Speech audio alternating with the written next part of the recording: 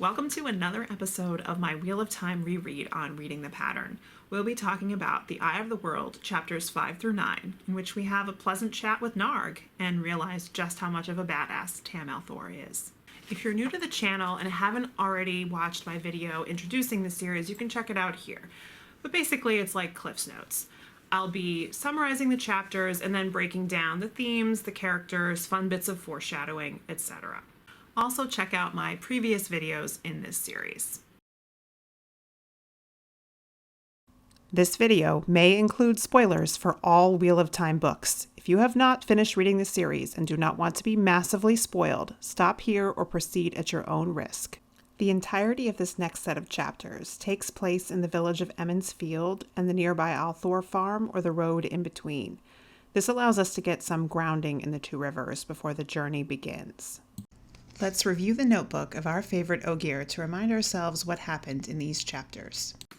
Rand and Tam return to their farm, still a bit on edge about the mysterious rider. Tam reveals that he owns a sword marked with herons, which shocks and intrigues Rand. Enormous half-human creatures, which turn out to be called Trollocs, attack their home and force Rand to run and hide in the night. Tam leads the monsters away and manages to kill some, but is injured before making it back to Rand. Rand risks going back to the house for supplies and meets a Trolloc named Narg, who tries to convince him to come with him and talk to a Myrddraal. Rand manages to kill Narg with Tam's sword and makes it back to Tam, but without their horse Bella, who has made a run for it. Rand fashions a litter to carry Tam, who has a gash on his ribs and a fever. Rand, pulling Tam, makes his way towards the village, through the woods along the quarry road. He manages to avoid a line of Trollocs and a dark rider as they head towards the farm. Tam, in his fever, begins talking about his long-dead wife Kari, battles he was in during the Aiel War, and finding a baby on the slope of a mountain, a baby that he named Rand. Rand is desperate to believe that these words are nothing but a fever dream. Rand reaches Emmons Field by early morning, only to find the Trollocs have been there too, leaving houses in rubble, soot and smoke everywhere. Nynaeve comes to Tam, but despite her reputation as a skilled healer, sadly says she can do nothing for him, and Tam will die. Rand refuses to give up, and with Tom's help, brings Tam to Master Alvier. The mayor reveals that Moiraine is an Aes Sedai and Lan her warder, and suggests that she may be able to heal Tam with the One Power. Although Master Alvier and Tom both caution Rand against getting involved with an Aes Sedai, Rand seeks her out and offers to pay any price in his power if she will help his father, and Moiraine agrees. Rand insists on staying by Tam's side while Moiraine is working on him. Lan remarks on Rand's heron-mark blade, the sign of a master swordsman. Rand admits that he saw a man whose cloak did not move in the wind, which Lan explains was a Myrddraal. Moiraine manages to heal Tam and suggests that payment is not necessary, but that Rand will be leaving the village with her. Rand is bewildered, but Moiraine explains that the Trollocs only targeted the Althor farm, the Ibarra farm, the forge and blacksmith's house, and the Cawthon house, because they were after young men of a certain age, specifically Rand, Mat, and Perrin, who were all born within weeks of one another. Moiraine only explains by saying, quote, "In one of you or all three, there is something the Dark One fears." She manages to convince Rand to leave with her and Lan, along with Mat and Perrin, in order to protect the two rivers and to head to Tar Valon. Rand has nightmares of a horrific landscape, a figure of fear, Dragonmount, and a nearby white city on an island where people celebrate him, but a Myrddraal is waiting. Rand is awake when Tam awakes, and Rand tells him everything Moiraine told him. Tam does not try to stop his son from leaving, only gives him advice and his sword. Lan tells Rand to hurry with him and Mat. They must leave immediately because disgruntled villagers are confronting Moiraine, blaming her for the Trolloc attack. Master Alvier and Master Luhan come to her defense, but it is Moiraine who shames the villagers with her tale of the brave fall of Manetheren, the kingdom that once stood on the land of the two rivers, and of whom the two rivers folk are descended. Her words abash the villagers and cause them to disperse. Let's take a look at all the fascinating details and hints of what is to come in Robert Jordan's master plan. I actually want to start by discussing Rand's dream, because throughout the series, dreams will have a huge role to play in foreshadowing. We don't yet know how dreams work in Randland. We haven't been introduced to Teleron Riyadh, also called the World of Dreams, or dreamwalking. But even looking back with that knowledge, it is hard to figure out exactly what is going on here. If Rand is having an ordinary nightmare, it is strange that he is dreaming accurately about things that he could have no knowledge of, such as Tarvalin and Shyle Ghul. This dream doesn't seem to follow the later pattern of the dreams he has of Ishamael, although it's reasonable to guess that he catches his first glimpse of him here. It also doesn't seem to be taking place in the world of dreams because there are too many people in it. I've seen the possibility that Ishamael pulls Rand into a dream shard like he does later, and that's possible, but it doesn't seem like Ishamael is in control here, so maybe Rand just got pulled accidentally into Ishamael's dream. I don't know, guys. This one is confusing. Another little bit I love that you can't see on first read is how Tom subtly gets Bran Alvear thinking about Moiraine and Lan, so that Bran will suggest that Rand ask Moiraine to heal Tam, rather than just suggesting it outright himself. It's a nice hint about how skilled Tom is at the game of houses. When he suddenly asked about the Dragon's Fang on the inn, it seemed a random and even inappropriate thing to bring up at that moment, but it actually served to steer the conversation exactly where Tom wanted. Even more subtle is the way Rand wakes up from his nightmare with, quote, a sore spot on his side, where his sword had been jabbing him in the ribs. This may well be the exact spot where he later gets his unhealable wounds. Let's discuss the central themes and focal points that these chapters are woven around. In these chapters, we begin to explore one of the central themes of the Wheel of Time, which is how stories, histories, and rumors all reflect a loss of knowledge and misunderstanding over time and distance. Rand and the majority of Emond's Fielders respond to Trollocs and Fades as if they were made-up stories come to life, and yet these creatures are daily realities for people living in the Borderlands.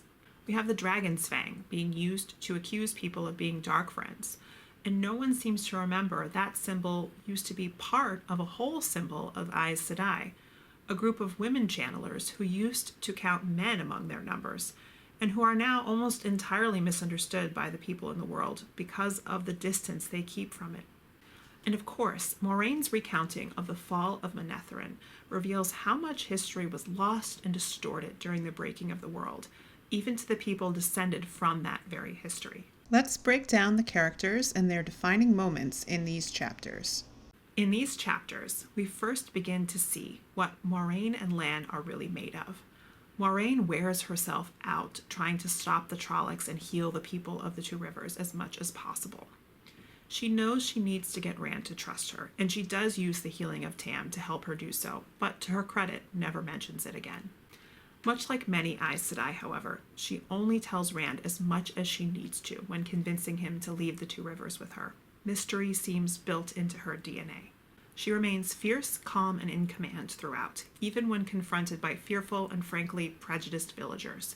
She uses her power to shame them for their cowardly and ungrateful actions, and manages to diffuse a situation that could have become violent in different hands. Lan, of course, is right by Moraine's side, doing what he does best, protecting her and destroying Shadowspawn. He reveals himself to be knowledgeable about Trollocs, experienced with Fades, and deeply scornful of Dark Friends. He is astute, making sharp and correct guesses about Tam, but also wary in his unwarranted suspicions of Tom. He cuts right to the heart of what will convince Rand to leave with them, which is concern for his own people if he stays. Yet it is clear that so far, Lan's primary concern is Moiraine and helping her achieve her aims. I'll even go further and say that for much of this book, Lan honestly seems to scorn or be suspicious of literally everyone except Moiraine, with only hints that all the while he is developing some soft spots for the Emond's Fielders, especially Nynaeve and Rand. We also get a ton of hints about Tam's backstory, enough for us to guess that he is anything but a simple farmer. There's the fact that he owns a heron-marked sword, which Lan reveals is the sign of a blade master. And from Lan's reaction, he at least can surmise that Tam has actually earned the blade, and we in fact do see Tam easily destroy some Trollocs. Tam's ramblings in his fever hint at his past as a military man, and the fact that he adopted a child whom he would go on to raise on his own after his wife died. Tam never hesitates to support his son in his decision to leave the Two Rivers, but he also knows enough to question the exact words Moiraine used when convincing Rand. The fact that Tam is satisfied by Moiraine's words ought to tell us that trusting Moiraine is not a mistake, because Tam himself is clearly a man to trust. Let's talk about what we need to know about the Dark One and all of his minions and followers. Here we are introduced to Trollocs, the most numerous of the Shadow Spawn, including the only speaking Trolloc with a named role, the short-lived Narg. We learn a fair amount about their basic nature from Lan in these chapters, but some of the details are not revealed until later. Trollocs were originally created as a blending of human and animal genetics, using both the One Power and the Dark One's true power. Male Trollocs typically range from about 8 to 10 feet tall, and we never actually see female Trollocs because they are only used for breeding. Trollocs are not very intelligent and enjoy killing and inflicting pain. They only respond to fear and are therefore usually controlled by a Myrddraal, sometimes even linked to the Fade, such that if the Fade is killed, the Trollocs linked to it will be killed as well.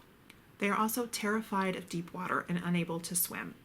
They typically would move in bands, and it was very unusual for different bands to work together as they did here in this attack on the Two Rivers. And now, let's find a little levity amidst the darkness. And these are some pretty dark chapters.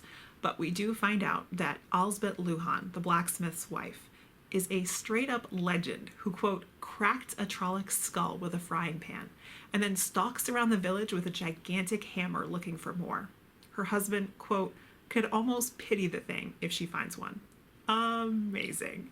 Thanks for continuing on with me in my reread of The Wheel of Time. Be sure to check out my next video in the series, in which I will delve into the Eye of the World chapters 10 through 13.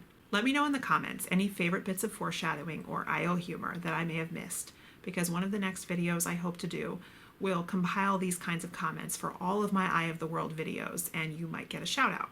And whether or not you scrawled the Dragon's Fang on the Winespring Inn, be sure to subscribe for more Wheel of Time content, including speculation for the Wheel of Time TV series on Amazon Prime. See you next time when we leave the Two Rivers.